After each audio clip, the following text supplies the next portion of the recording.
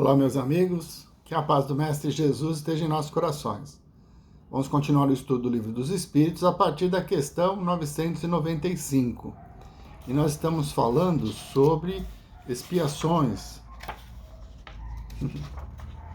Expiações e arrependimento, ok? Vamos lá então? 995. Haverá espíritos que, sem serem maus, sejam indiferentes à sua sorte? Há espíritos que não se ocupam de coisa alguma que seja útil. Estão na expectativa. Mas, nesse caso, sofrem proporcionalmente e como em tudo deve haver progresso, neles o progresso se manifesta pela dor. Então, a pessoa tem um livre-arbítrio, todos nós escolhemos.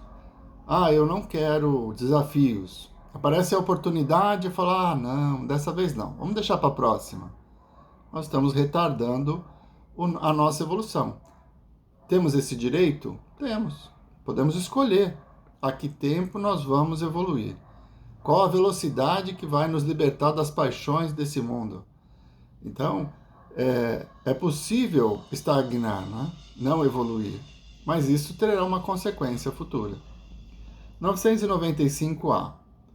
Esses espíritos não desejam abreviar seus sofrimentos?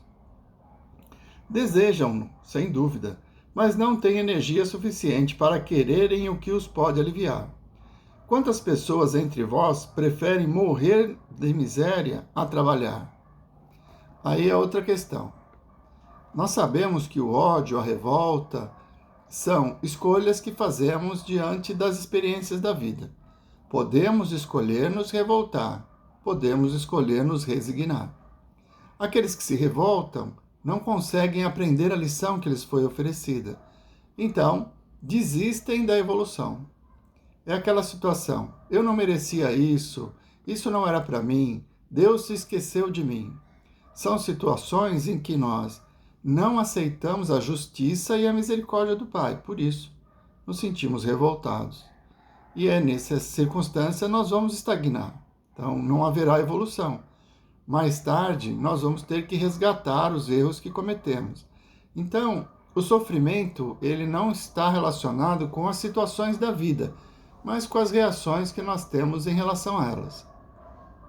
Quanto mais resignados formos, mais leves serão as provas pelas quais temos que passar. 996. Já que os espíritos veem o mal que lhes resulta de suas imperfeições, como é possível que alguns agravem suas situações e prolonguem o seu estado de inferioridade, fazendo o mal como espíritos e desviando os homens do bom caminho?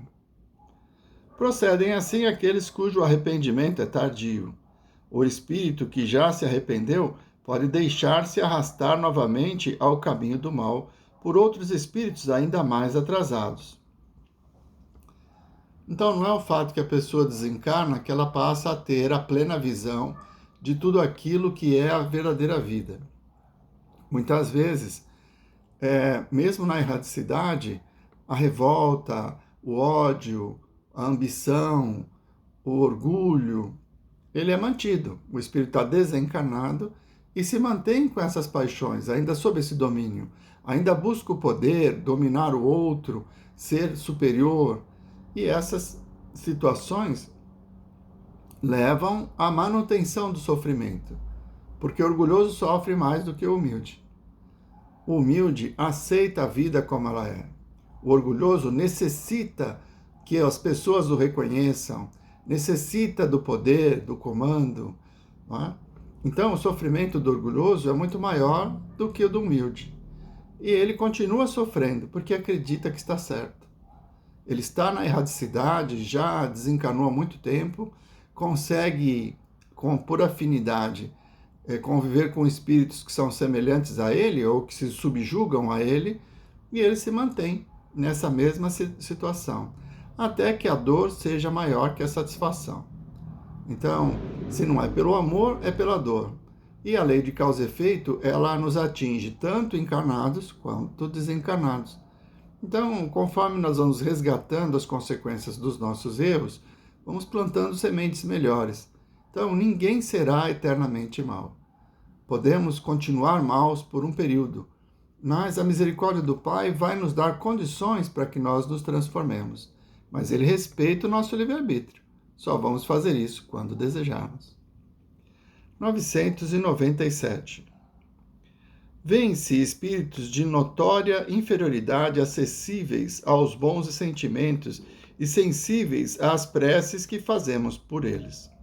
Como se explica que outros espíritos que deveríamos supor mais esclarecidos revelam um endurecimento e um cinismo que nada pode vencer?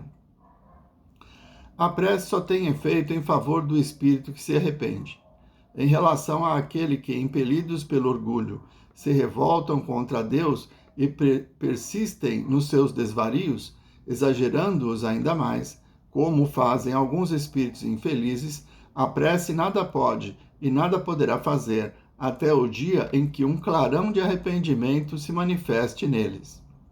Não se deve perder de vista que o espírito, após a morte do corpo, não se transforma subitamente.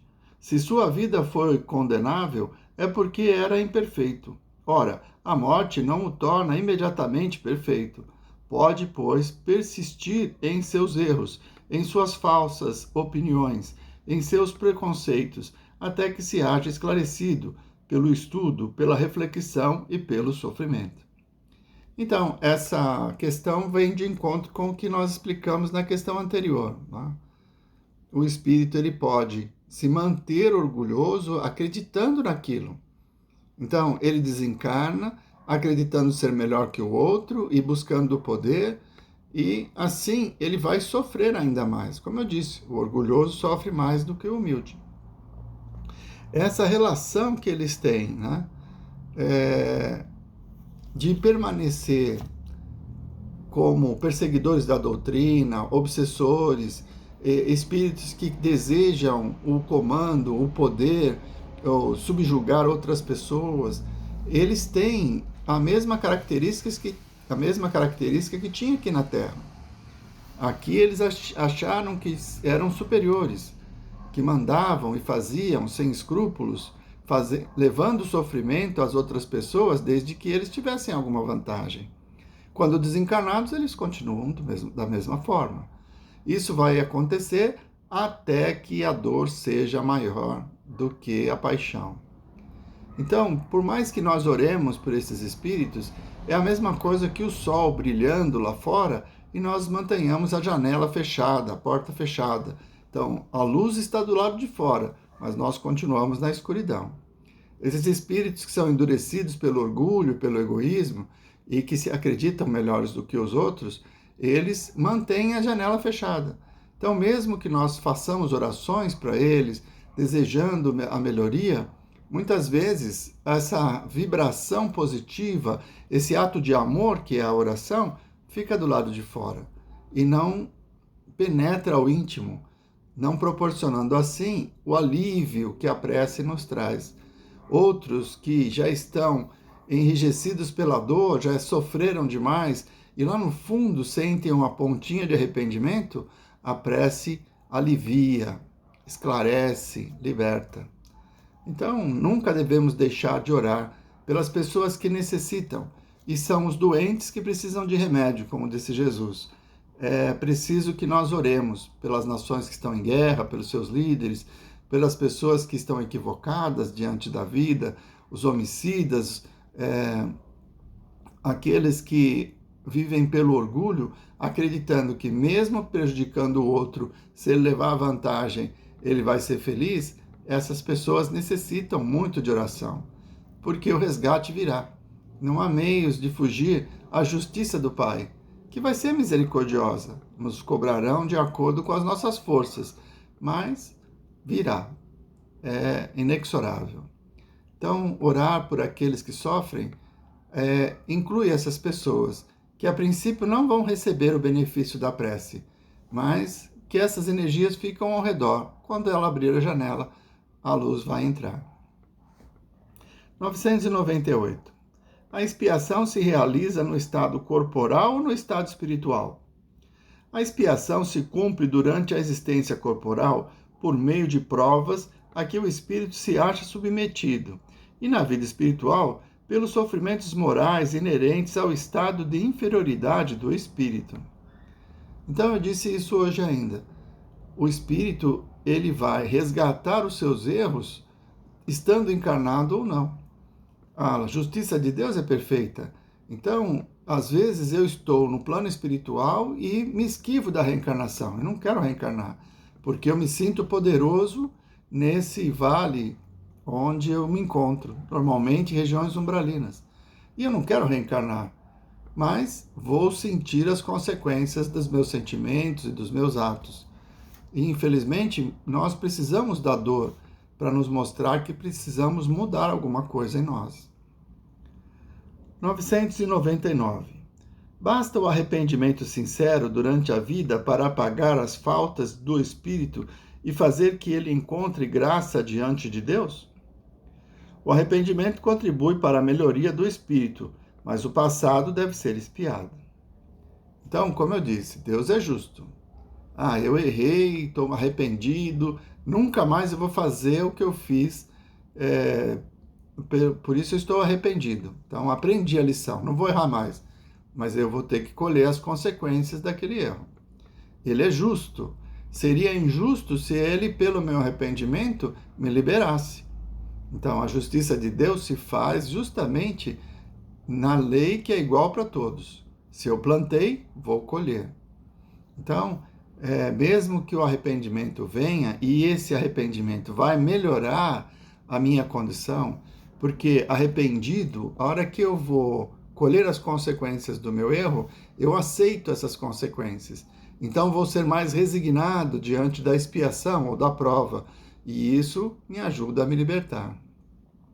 Reencarnado, nós vamos vivenciar sempre experiências, todos os dias, na realidade, vivenciamos experiências que fazem parte do processo evolutivo ao qual nos encontramos.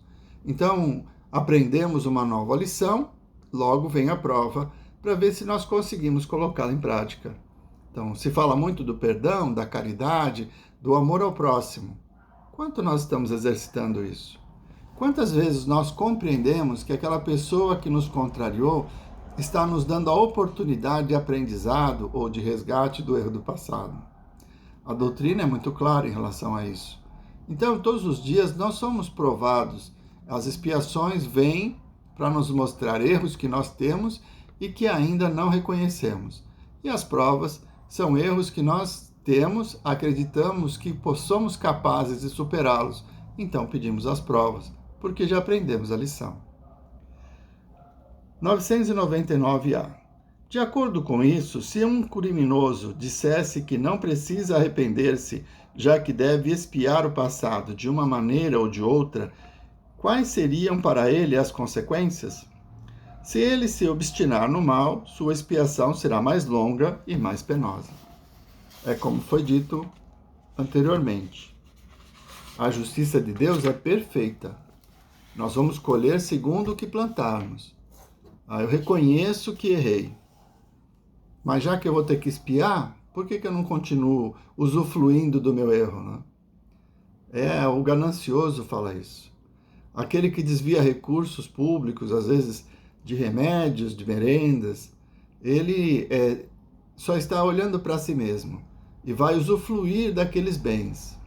Aí ele começa a ver que a comunidade ou a população está sofrendo porque não tem merenda, porque está faltando remédio. E ele olha para a situação e não se sente culpado com ela. Ele acha que a atitude dele é normal. Então, são pessoas assim que vão angariando compromissos. O resgate virá. É inexorável. A justiça de Deus é perfeita. O resgate acontecerá quando tivermos forças para resgatar. E se no início do resgate nós acreditarmos ainda que estamos sendo injustiçados, estaremos ampliando ainda mais as nossas dívidas. Então, meus irmãos, compreendamos que a vida nos oferece uma oportunidade de evolução. As dores, os obstáculos do caminho são instrumentos para a nossa evolução. E na justiça perfeita e infinita de Deus, Ele sempre vai nos colocar em condições que são ideais para a nossa evolução nesse momento, porque Ele também é misericordioso. Aceitemos a vida como ela é.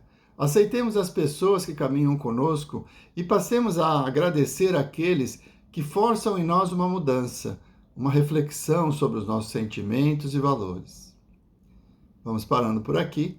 Na semana que vem, vamos continuar no mesmo tema, a partir da questão 1000. Olha, estamos chegando no fim, hein? Vamos à nossa prece? Mestre Jesus, nós vos agradecemos, Senhor, por mais esses momentos em que pudemos ter convosco. À medida em que o conhecimento vai nos esclarecendo sobre a vida, compreendemos o nosso compromisso conosco em vencer as paixões, em colocar em prática a resignação diante da justiça e da misericórdia do Pai, que nos oferece o necessário a cada instante. Fortalece-nos, Senhor, nesse propósito. Muito obrigado, Mestre Jesus. Muito obrigado, meus irmãos. Uma boa semana a todos.